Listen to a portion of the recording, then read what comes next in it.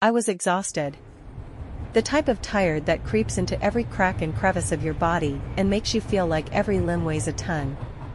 Small blessings were upon me, however. In a rare turn of fate, my train was already waiting for me as I slipped from the twilight of the street into the fluorescence of the station. The metal door slid open as I made my way inside the almost empty cab. It was silent, something both comforting and concerning. I could fall asleep, which I wanted to do desperately, but at the same time I didn't want to oversleep and miss my stop.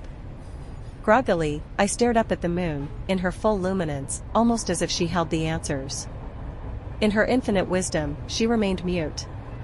I found the seat that beckoned to me, gave a polite smile to my fellow passenger, and gingerly sank into my seat. Within minutes, my eyes fluttered closed. I wasn't sure how long I was sleeping before I heard it. Sharp intakes of air. Groans of pain. Violent gags, retching. My eyes snapped open and I spun around. The man opposite and behind me was slumped over in his seat, body taut as fishing wire. "Sir, are you okay?" I asked, while making my way over to the writhing mass of man. As if on a spring trap, the man suddenly shot to his feet, his face twisted in the ugliest, painful-looking grimace I'd ever seen. Then after a beat, he threw his head back so aggressively I thought it would snap. What the hell? His body began to shift even more, muscles bulging as his skin turned black. On second glance, I realized what was happening. Fur. He was growing fur. His canines grew abnormally long and sharp, as his hands became tools of evisceration.